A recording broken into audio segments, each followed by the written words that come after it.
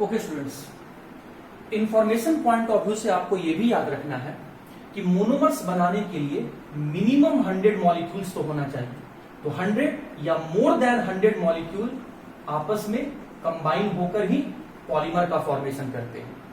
तो ये नंबर है पॉलीमर को बनाने के लिए, जो मोनोमर्स का नंबर होना चाहिए इक्वल टू 100 और मोर देन 100 होना चाहिए। पॉलीमर्स जो बिगर साइज का मॉलिक्यूल बनता है उसका मॉलिक्यूलर वेट जो होगा वो 10 टू द पावर 3 से लेकर 10 to the power 7 atomic mass unit के रेंज का होगा।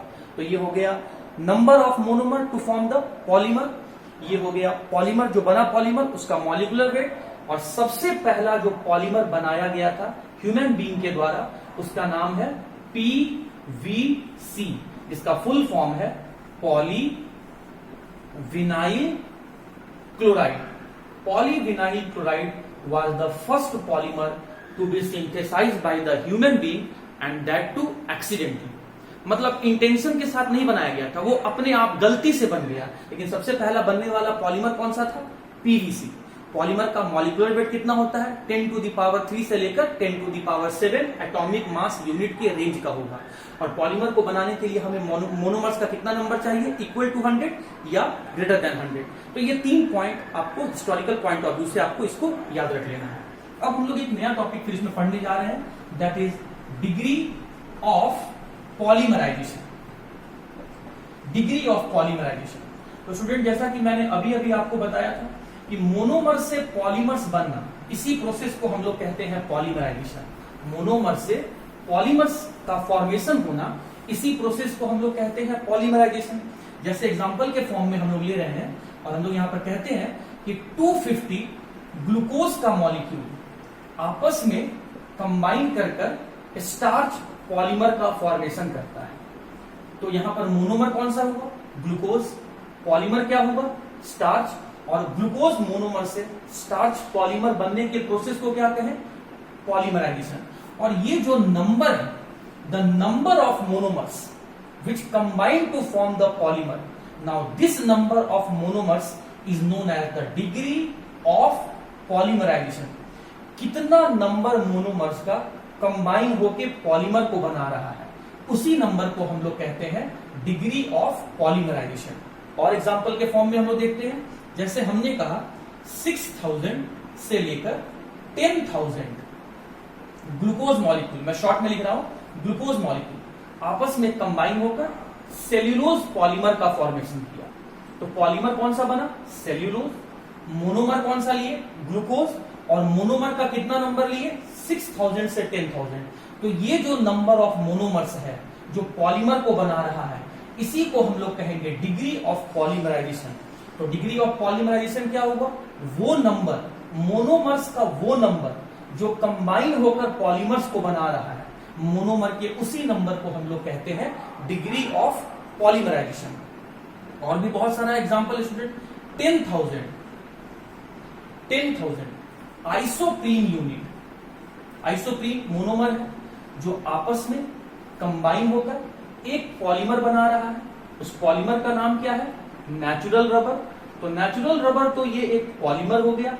आपने देखा होगा कि कोई एक ऐसा ट्री होता है जिससे हम लोग रबर ऑब्टेन करते हैं, तो वो जो ट्री से ऑब्टेन किया गया रबर है उसी को हम लोग कह रहे हैं नेचुरल रबर। तो ये तो पॉलीमर हो गया।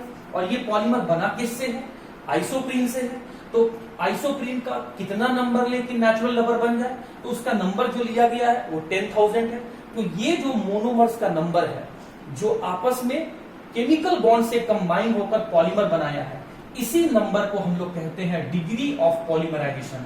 सो the number of monomers which combine to form the polymers is known as the degree of polymerization. What is the degree of polymerization of starch? 250। What is the degree of polymerization of cellulose? 6000 to 10,000. What is the degree of polymerization of natural rubber? 10,000 अब degree of polymerisation के basis पर polymers को 2 type में classify किया गया है। Degree of polymerisation के basis पर पॉलीमर्स को 2 टाइप में क्लासिफाई किया गया है। एक को हम लोग कह रहे हैं ऑलिगोमर्स और सेकेंड को हम लोग कह रहे हैं high polymers. High polymers, high polymers, high polymers. तो वैसे पॉलीमर्स जिनका डिग्री ऑफ पॉलीमराइजेशन का वैल्यू कम होगा, लेस डिग्री ऑफ पॉलीमराइजेशन या लो डिग्री ऑफ पॉलीमराइजेशन, वैसे पॉलीमर्स जिनका डिग्री ऑफ पॉलीमराइजेशन का वैल्यू कम होगा उसे हम कहेंगे ऑलिगोमर्स। और वैसे पॉलीमर्स जिसका डिग्री ऑफ पॉलीमराइजेशन का वैल्यू अधिक होगा उसे हम कहेंगे हाई पॉलीमर्स। ऑलिगोमर्स का एग्जांपल क्या होगा? Dimers, trimers and tetramers. ये सारा का सारा एग्जांपल होगा आपका ऑलिगोमर्स का। और हाई पॉलीमर्स का एग्जांपल क्या होगा? तो बहुत सारे एग्जांपल हैं, लेकिन जो ट्रिक के फॉर्म में मैंने आपको बताया उसको अभी आप याद रखिए। पॉलीथीन, रेयॉन, अक्राइलॉन, नाइलॉन, बेकलाइट और मेलामाइन। तो ये सब कुछ ऐसे पॉलीमर्स हैं जिसे हाई पॉलीमर्स कहेंगे। क्यों? क्योंकि इसमें हाई डिग्री ऑफ पॉलीमराइजेशन होता है, मतलब मोनोमर्स का नंबर जो होगा वो उसका वैल्यू हाई होता है। और ये जो आपका डाइमर, ट्राइमर और टेट्रामर्स जो होंगे वो सब ऑलिगोमर्स होंगे, मतलब मोनोमर्स का नंबर इसमें कम होगा।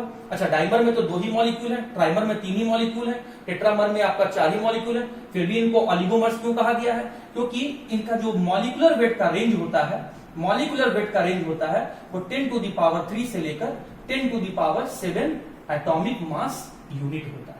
तो उम्मीद करते हैं स्टूडेंट कि डिग्री ऑफ पॉलीमराइजेशन भी आपको समझ में आ गया होगा।